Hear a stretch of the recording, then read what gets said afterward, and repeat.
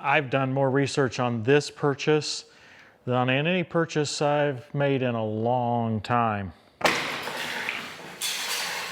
Today I'm going to tell you why I selected this WoodMaxx chipper, the MX9900. I'm going to go through a bunch of specs of other models that I looked at before making this choice.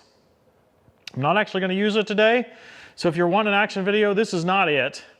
But I think this will be quite helpful if you're trying to select a chipper. Maybe you won't have to go through quite as much searching as I did. Let's get started.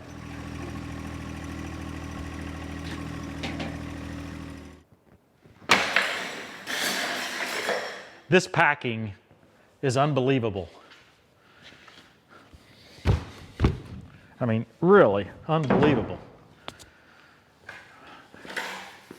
This is 1/2 inch particle board. I'm just shocked. If we had a kid, we could save that for a playhouse. Well, look at the detail here. We've got little cutouts, and so even though it's real tough, I'm not having to like pry it apart or anything, right? Because those big steel straps took care of everything. There's a couple of small staples that kind of tacked it together while they were putting the steel pieces on. I actually believe this is going to be reusable. I think I'm going to be able to reuse this packing, which is rare. Look at this. It comes apart like Lego blocks. That's cool. Yeah, isn't that neat? Ken from Bolt on Hooks saw it and he was jealous. He saw the packaging. He's got the same chipper. I may need your help, Christy. This brings unboxing to a different level. Yeah, this is quite the box.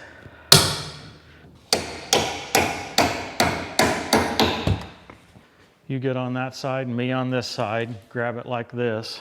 Like this? We should be able to pick it up and go south. I can't reach that far. Oh, okay. We'll lean it back and we'll drag it. From here, it just looks like it's bolted down. This folds down. Hey, this already shows one of the things that I really preferred about this particular one. It's got a flat intake, not a real steep intake that I have to pick up everything and shove it in that way. If I can just get it up here and get it started. My memories of chipping with a rented chipper were that it's a lot of work. And where I can, I want to just use a match. But that's just oftentimes not acceptable, right? There's a lot of places where you can't use a match. So, hence the reason we're getting a chipper. This really is what you expect from an American-made company, American-made product. WoodMaxx is veteran-owned, actually. And I'm just pretty impressed overall. Yep, very nice PTO shaft. It's bolted down. 9/16 threaded bolts here. 2 more here that I can't reach with a socket, and then we'll be free from the pallet. Look at that. That's easy enough. One feature I wanted was an automatic infeed. I did not want just a manual infeed. And so some sort of a hydraulic approach. This one actually goes a step above and uses a hydrostatic motor, not just a traditional hydraulic motor. It has a variable displacement pump and a hydrostatic approach here. And that requires us to have a lot less oil. It's variable displacement right here. This is a hydro gear pump. It's patented. Only going to find this on a WoodMaxx, and it's going to provide a lot more control here, right? Just the way it controls it. You're not having to have any external valves. See, the only control is inside the pump there, right? You can actually see that this lever goes directly to the pump. If you look at any of the competitive models, you'll see a whole bunch of external hydraulic valves. This pump is technically more complex than a simple hydraulic fixed displacement pump, but it's all held inside. And these have been used for so many years now on everything from garden tractors to, big combines. So the hydrostatic technology is pretty well proven. This uses 2 quarts of 10W40. You're not supposed to use synthetic oil, but 2 quarts of 10W40, which I don't have in here yet, so I won't be able to start it yet, versus 5 to 7 gallons of oil for the regular traditional hydraulic feeds that you'll see. Again, this controls the angle of that hydrostatic impeller, I believe, but I don't know, whatever it's called in there. The alternative is that it's a fixed displacement pump that's always pumping. It's going to get hotter because it's always pumping. And then you control a valve that controls how much oil goes to the motor, right? So it's a traditional valve, sort of like you would see on our compact tractors. You're just not going to have quite as detailed of control in that scenario. This is the drive belt from the rest of the system. Yeah, you don't have any integration with the hydraulics of your tractor. You don't need any valve on the tractor. You just have this fully standalone hydrostatic system. I think I'm really going to like this. In this research, I looked at 4 different brands. I looked at the Wallenstein, I looked at the Woodland Mills, and the Titan, and finally the WoodMaxx. And from my standpoint, there really was no comparison when you looked at overall value. And so let's get into some of that now. I'll start with the Infeed. That seems to be one of the things that I looked at first. And this Infeed is 9 by 9, so 9 inches square. The Wallenstein that I looked at were the 52s. Okay, there's a BX52S, R, and RI. Each of those have the same Infeed. It's 5 inches by 10 inches. The Titan was sort of similarly. They had 2 different sizes, 4 inch by 10 and 6 inch by 10. So the biggest tree you're going to get in there is 6 inch in the Titan's case, 5 inch in the Wallenstein case, but only if it's perfect, right? I mean, if you're not going to be able to get anything the least bit crooked through that because it is only 5 inches and 10 inches wide. I really thought the bigger overall hole, the 9 by 9, would be a better than the rectangular hole. The Woodland Mills has a 6 by 8 version in their WC68 and a 8 by 8 version in their WC88. I think I probably should narrow this to a couple of chippers that I would say are the closest overall. The Titan ones are all manual feed. Now, first of all, I'll never buy a Titan product. I just don't feel that they're a reputable company. I just read over and over about the return issues, the poor fitting issues. I know that they have copied product that is even patented, just trying to challenge the small businesses to fight it. I'm just not going to own a Titan product, but I did try to give them a fair shot from a specification standpoint. What I could see from both their 25-inch flywheel model and their 30-inch flywheel model, I couldn't find model numbers, they're both manual or self-feeding. Now the 30-inch did say hydraulic / manual / self. I could see no evidence that there was anything hydraulic about it. So I believe it's a self-feed, just like the lower end that I might look at somewhere else. So I'm not interested in those. They got kind of blocked out immediately. I will say that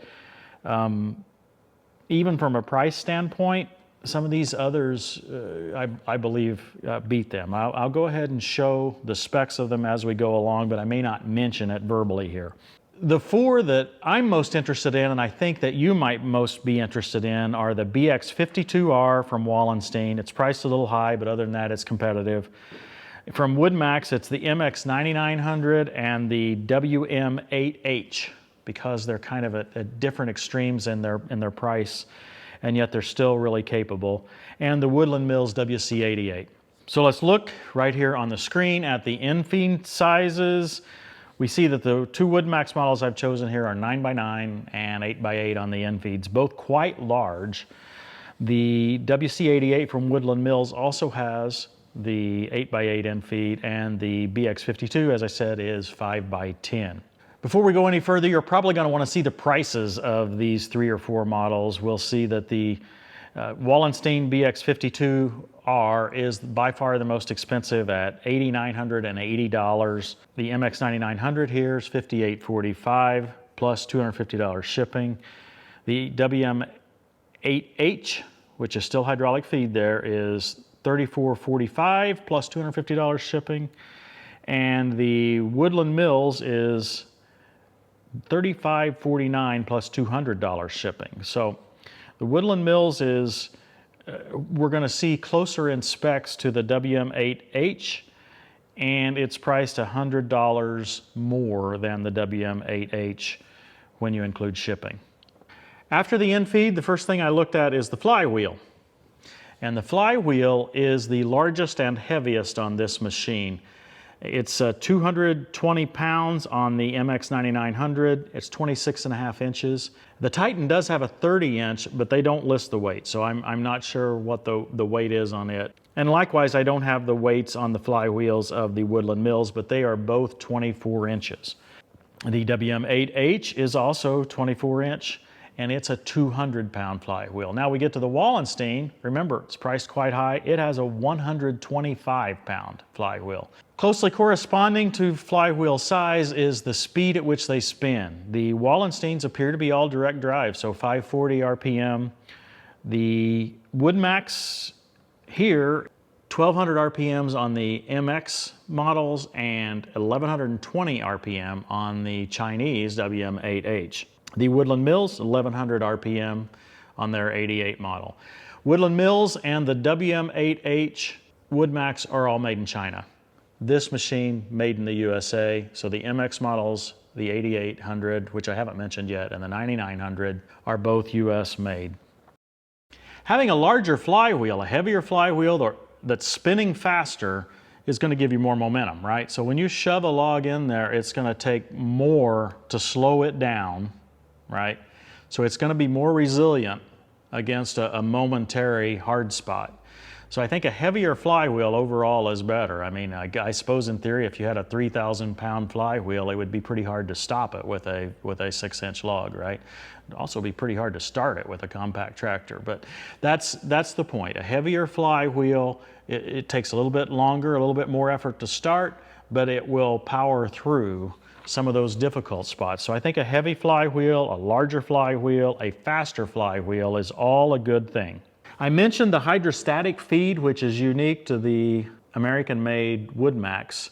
The Chinese-made WoodMaxx, the WM8H, as well as the Woodland Mills, as well as the Wallenstein, all use a traditional hydraulic feed, which again is not going to be as smooth, requires a much bigger reservoir here, much more oil you got to carry around. It's going to generate more heat. This is, I mean, just look how clean this is, right? I mean, this is, I'm thinking this is going to be great. All the units I looked at have shear pin for PTO protection. With this particular unit, that doesn't bother me because we've also got belts that speed up the flywheel itself. We've got a 540 RPM input, belt driven to the actual flywheel. On the flywheels that are direct, having the shear pin is not entirely comforting to me. I think I'd rather have a slip clutch in those environments somewhere in the system. The Wallenstein unit is unique in that it requires the tractor's SCV to drive the hydraulic infeed.